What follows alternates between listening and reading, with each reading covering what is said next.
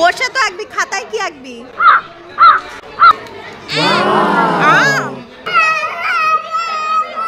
হাত ধরে যেতাম, হাত ধরে যেতাম। 35 মিনিট বাকি আছে, তো তোমরা আস্তে আস্তে তোমাদের ড্রয়িং কমপ্লিট করতে পারো, কোনো তাড়া নেই।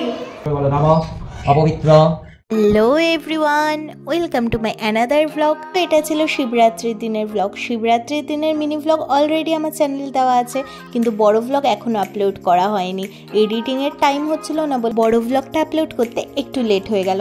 এখানে মোটামুটি আমার বাটা গোছানো কমপ্লিট। আমার একটা বাটা, মার একটা বাটা, আর এই ডাবটাকে ফুটো করে ওই জলগুলো ঘটিতে ঢালবো, তারপর আর বাকি জিনিসগুলো মিক্সড করব। আমি কিন্তু ঘি মধু আলাদা আলাদা করে কোটো করে নিয়ে গেছিলাম, কারণ আমি শিব ঠাকুরকে স্নানের সময় আগে আলাদা করে ঘি মধু মাখাই। ভেবেছিলাম 3টের সময় পুজো দিতে যাব, কিন্তু হঠাৎ করে গৌতম কাকু ফোন করে বলল মন্দিরে প্রায় লোক শেষের পথে, সেই জন্য কোনো মতে স্নান করে তাড়াহুড়ো করে বাটাটা গুছিয়ে বেরোতে হয়েছিল। তারপরে আবার দৌড়ে দৌড়ে যেতে হয়েছিল, কারণ মন্দিরটা বাড়ি থেকে না একটুখানি ডিস্টেন্সে। গিয়ে দেখি 3-4টে লোক অলরেডি লাইনে বসে আছে। তখন মনে হলো আরেকটু আস্তে আস্তে আসলেই হতো।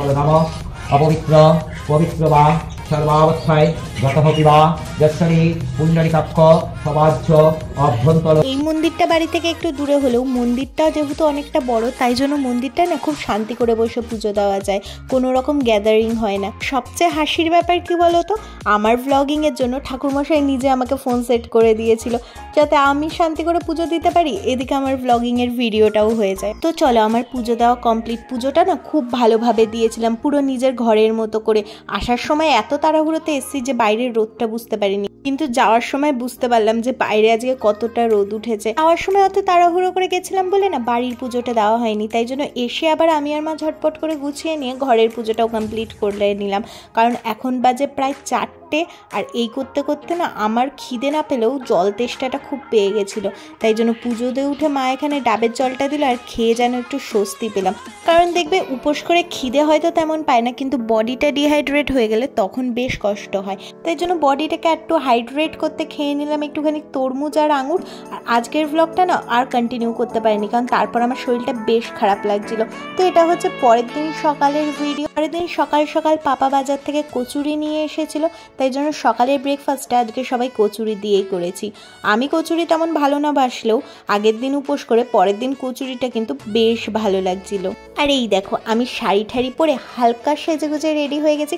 আমাকে কেমন লাগছে কমেন্ট বক্সে জানিয়ে দিও। অ্যাকচুয়ালি আজকে আমাদের পাড়ার নাট মন্দিরে না ড্রয়িং কম্পিটিশন আছে, সেটারই উদ্বোধন করতে এসেছিলেন রানী রাসমণি ঘাটের স্বামীজি। এখানে এসে তিনি নিজের কিছু মূল্যবান বক্তব্য পেশ করলেন। তারপরে তিনি চলে যাওয়ার পর আমাদের পাড়ার ড্রয়িং কম্পিটিশনে সব গোছগাছ শুরু হয়ে গেল, কারণ এখানে আজকে প্রায় 300টা মতো বাচ্চা ড্রয়িং করেছিল। আর এতগুলো বাচ্চাকে একসাথে বসিয়ে সেটাকে হ্যান্ডেল করাটাও কিন্তু বিরাট চাপের কাজ। করিসনি কেন?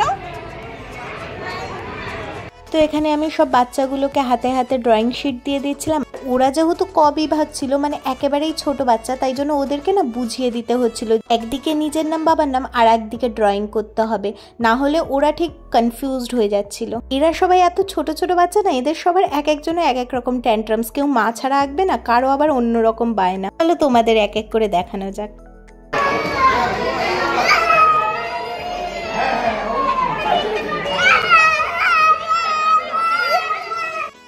বাড়ি থেকে প্র্যাকটিস করে এসেছিস?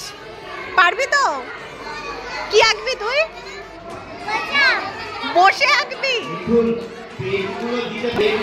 বসে তো আঁকবি, খাতায় কি আঁকবি? আম। এই কি কি আঁকছিস বল, বল কি আঁকছিস না বল। এই জলটা পুরো কালার করো, এখানটা পুরো কালার করে দাও। খ বিভাগকে জানানো হচ্ছে তোমাদের 1.5 ঘন্টার প্রোগ্রামে 35 মিনিট বাকি আছে, তো তোমরা আস্তে আস্তে তোমাদের ড্রয়িং কমপ্লিট করতে পারো, কোনো তাড়া নেই। যাদের হয়ে গেছে তাদের একটু ওয়েট করতে হবে, খ বিভাগকে এখন ছাড়া হবে না। খ বিভাগের যাদের হয়ে গেছে তারা একটু ওয়েট করবে, আর বিভাগ ক ছাড়া হচ্ছে। এই দুটো বান্ধবী দেখো, এদের দুজনকে দেখে তো আমার আর রাখির আমাদের ছোটবেলার কথা মনে পড়ে গেছিল।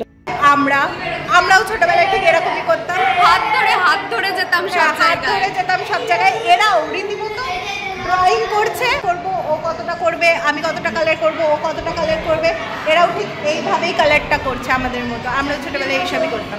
তো এইসব করতে করতে এখন বেজে গেছে 4টে। এখনও অবধি না আমি স্নান করেছি না আমার দুপুরের লাঞ্চ হয়েছে, তার উপর আগের দিনের উপোস তো রয়েছে, তাই মাথাটা না প্রচণ্ড ব্যথা করছিল। বাড়ি এসে একটু খাওয়া দাওয়া করে নিলাম, দেন ইভিনিংয়ে চার ম্যাগিটা নিয়ে সবে বসেছি। তার মধ্যে দেখি রাখি ডাকতে এসে হাজির, বলল চ চ চ ওইখানে প্রোগ্রাম শুরু হয়ে গেছে। তাই জন্য তাড়াতাড়ি ম্যাগিটা খেয়ে আমিও রেডি শেডি হয়ে চলে গেলাম। এখানে দেখো এই বাচ্চাটা কি সুন্দর ভায়োলিন বাজাচ্ছিল, তারপরে কত ছোট ছোট বাচ্চারা নাচ গান করেছে, দেখতে কিন্তু বেশ ভালো লাগে এগুলো, তাই না? তো এখানে আমরা বসে বসে সবাই মিলে একটু প্রোগ্রাম দেখছিলাম, যেখানে আজকে বাচ্চারা একটা খুব সুন্দর নৃত্যনাট্য করেছিল, ওইটা কিন্তু আজকের মেন অ্যাট্রাকশন ছিল। তো ওই নৃত্যনাট্যটা দিয়েই আজকের প্রোগ্রামটা শেষ হলো। তো আজকে আমার ডিনারে ছিল রুমালি রুটি আর তরকা। আর ব্লগটা তোমাদের ভালো লেগে থাকলে লাইক শেয়ার আর কমেন্টটা করে যেও।